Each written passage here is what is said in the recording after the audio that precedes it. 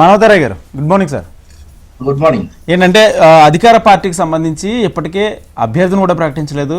మరొక విచిత్రమైన సంఘటన ఏంటంటే దాదాపుగా 10 మంది అభ్యర్థులు తామే అభ్యర్థులుగా ప్రకటించుకోవడం, ఫ్లెక్సీలు వేయించుకోవడం అంటే ఇదంతా చాలా గందరగోళ పరిస్థితిలో ఉంది.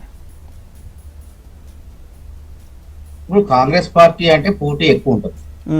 ఒక టికెట్ ఉందంటే 4-5 పోటీ పడతారు. అందులో అధికారంలో ఉన్నారు, ప్రతిపక్షంలో ఉన్నా అంతే ఉండేది.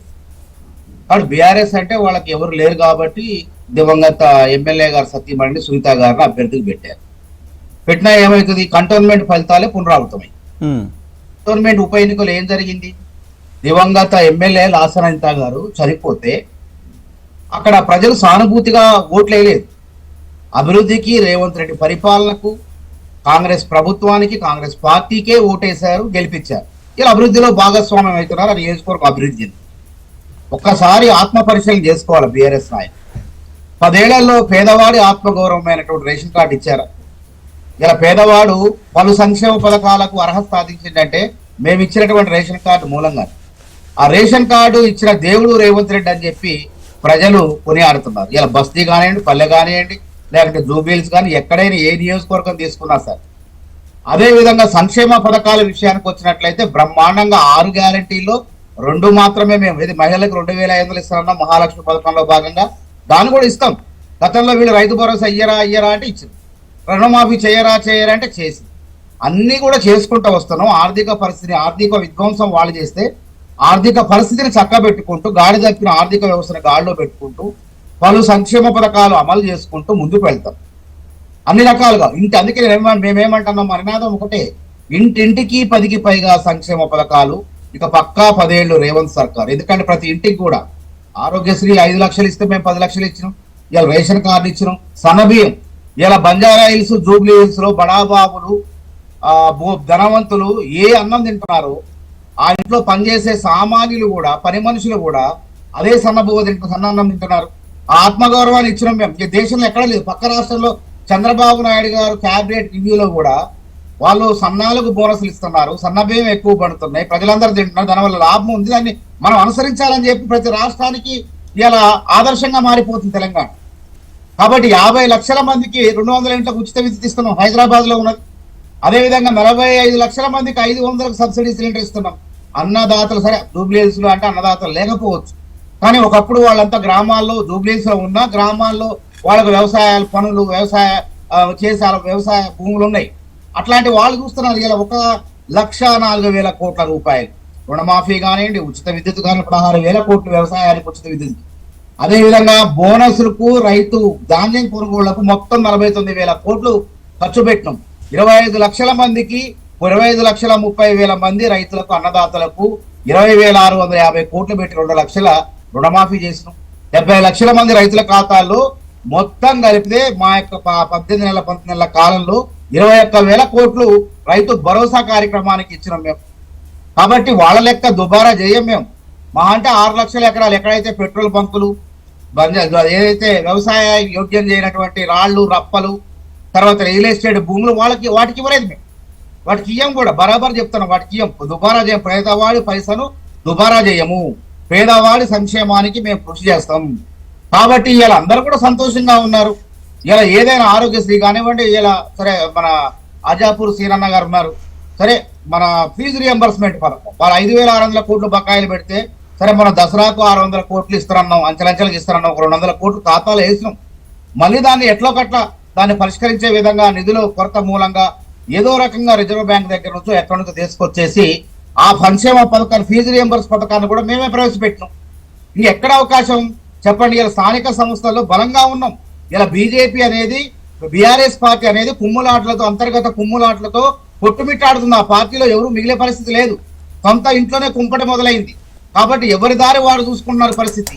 కాబట్టి ఇక్కడ ఈ విషయం ఏంటంటే, అసలు బీజేపీ కంటే గ్రామ స్థాయిలో అంత అవకాశం లేదు, అంత సత్తా లేదు.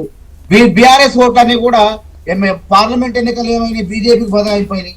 గ్రాడ్యుయేట్ ఎమ్మెల్యేకల్లో బీఆర్ఎస్ ఓట్లు వాళ్ళ అభ్యర్థినే పెట్టలేకపోయారు, బీజేపీకి బదలాయిపోయినాయి.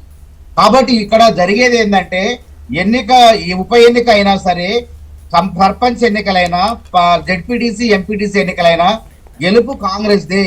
ఎందుకనంటే ప్రతి ఇంటికి 10 సంక్షేమ పథకాలు అందుతున్నాయి. వాళ్ళు ఆనందంగా ఉన్నారు. ఇందిరమ్మ ఇల్లు వాళ్ళు డబుల్ బెడ్రూమ్ ఇల్లు కడతారని చెప్పి 2 సార్లు అధికారంలోకి వచ్చారు. 2,91,000 డబుల్ బెడ్రూమ్ ఇల్లు కడతారని చెప్పి 1,00,000 ఇల్లు కూడా పూర్తి చేయలేదు. ఆ 50-60 వేల ఇళ్ళకి డబ్బులు 150 కోట్లు మేమే మంజూరు చేసి వాటిని పూర్తి చేసినాం.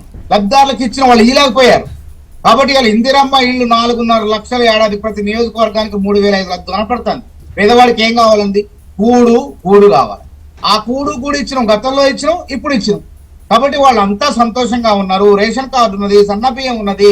ఈ విధంగా కళ్యాణ్ లక్ష్మి, షాదీ ముబారక్ అన్ని కూడా ఇస్తున్నాం. తులం బంగారం ఇస్తాం, మహిళలకు స్కూటీలు ఇస్తాం. మననే ముఖ్యమంత్రి గారు ఓయూలో ఏ రాష్ట్రంలో లేనిది ఏదైనా ఫెలోషిప్లు అనేవి యూనివర్సిటీ నిధుల మంజూరు సంఘం, విశ్వవిద్యాలయాల నిధుల మంజూరు సంఘం అంటే యూజీసీ వాళ్ళు ఇస్తారు. అట్లాంటిది నాన్ నెట్ ఫెలోషిప్లు పరిశోధన విద్యార్థులకు 200 మందికి 8,000 చొప్పున ఇచ్చే విధంగా ఆ యొక్క పథకాన్ని సీఎం ఫెలోషిప్ పథకాన్ని ప్రారంభించడం జరిగింది. పీజీ విద్యార్థులకు 5,000 చొప్పున, రాష్ట్రంలో ఉన్న విశ్వవిద్యాలయ పీజీ విద్యార్థులకు 5,000 చొప్పున ఓవర్సీస్ స్కాలర్షిప్ సింగరేణి సహకారంతో ప్రారంభించడం జరుగుతుంది. వాళ్ళ హయాంలో ఉద్యోగ విషయాలకు వచ్చినట్లయితే 22 నోటిఫికేషన్లు ఇస్తే 17 నోటిఫికేషన్లు లోపభూయిస్తాం, లీకులు, న్యూజిలాండ్ లో ప్రశ్న పత్రాలు దొరికిన అట్లాంటిది 2 లక్షల వల్ల కాలేదు. గ్రూప్ 1 పరీక్ష వాళ్ళ వల్ల కాలేదు. దాన్ని మేము గ్రూప్ 1 పరీక్షను పెట్టి నిజమైనటువంటి ప్రతిభావంతులకు ఉద్యోగాలు ఇచ్చినాం. వాళ్ళంతా కూడా సామాన్యులు రకరకాల కుట్రలు చేసే తట్టుకోలేక, జీవించుకోలేక రేవంత్ రెడ్డి సర్కారు పరీక్షలు పెట్టి నిరుద్యోగులకు ఉద్యోగాలు ఇస్తున్నా తట్టుకోలేకపోయారు.